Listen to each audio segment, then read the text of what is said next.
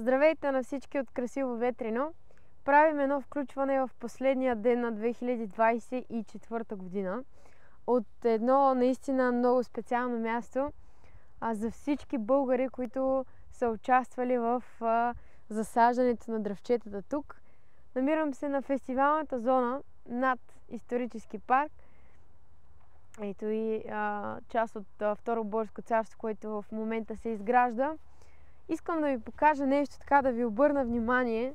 Тук наистина има хиляди дървета. Сами може да видите, то чак ми е малко яд ме, че не мога да ви покажа, така да ви обхвана цялата картина тук, но наистина има много дървета. Това си е една гора, която между другото е засадена и по много така интересен начин, защото когато минавате през магистралата и когато дръвчетата пораснат, есента, всяко дръвче, дали ще е чинар, дъб или явор, или което и да е дръвче, има свой цвят, свой характерен цвят, когато настъпи есента. Така че някои са червени, други са зелени, трети пък стават жълти.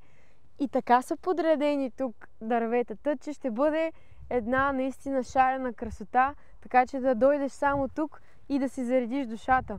Защо правя това видео и ви разказвам за дръвчетата тук? Мислех да извикам нашият ръководител на озеленителите на исторически парк, който да разкаже за това как се грижим. Ето виждате тук, не знам дали се вижда, но освен поливна система, всяко едно дръвче има специални грижи, така че ако се разболее или нещо, да може да се реагира веднага.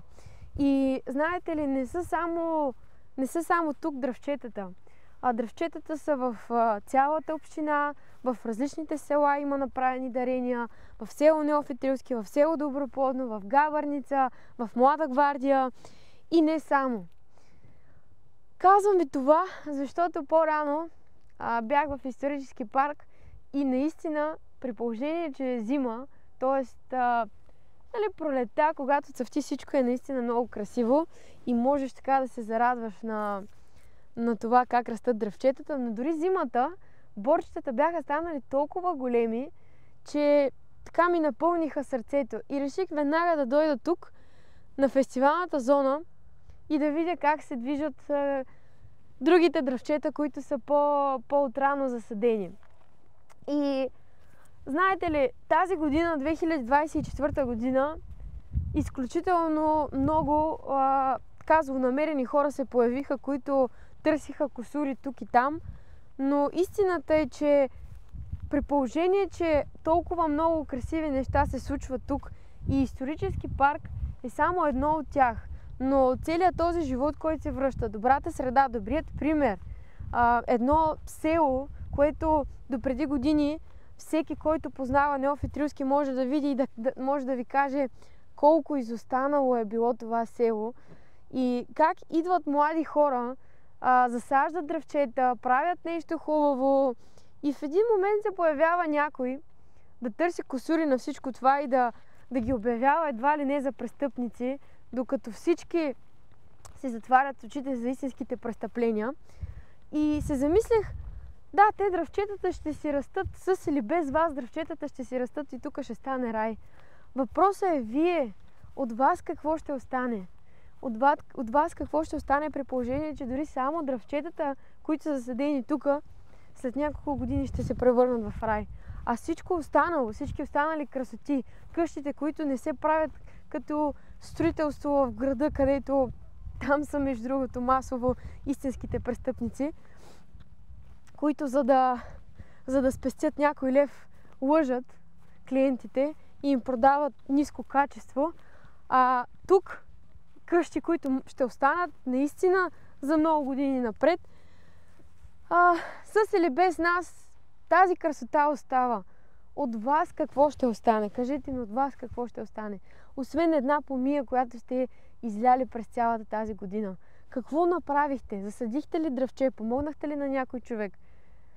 Вижте, хората, които действат, хората, които са ангажирани за да правят нещо хубаво, те са заети със своите дела.